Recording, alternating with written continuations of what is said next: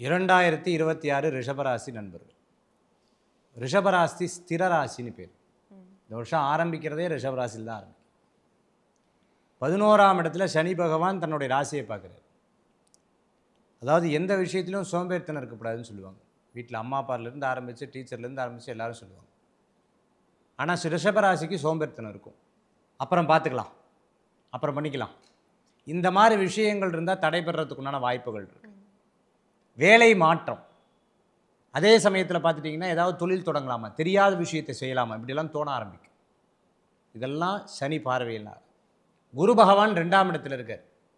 எப்படியும் நம்ம சம்பாதிச்ச பணமோ இல்லை சம்பாதிச்சு வச்சுட்டு இருக்கிற பணமோ எப்படியும் என்னை காப்பாற்றுது. 10 வருஷமாக டைம் சரியில்லை, இப்போ தான் ஓரளவுக்கு நல்லா ஓடிட்டுருக்கு சார். அது அப்படியே எனக்கு மெயின்டைன் ஆச்சு, அப்படியே அப்லிஃப்ட் ஆச்சுன்னா சந்தோஷம் அப்படின்னு நினைக்கக்கூடிய காலமாக ரிஷபராசி என்பவர்களுக்கு இப்போ இருக்குது.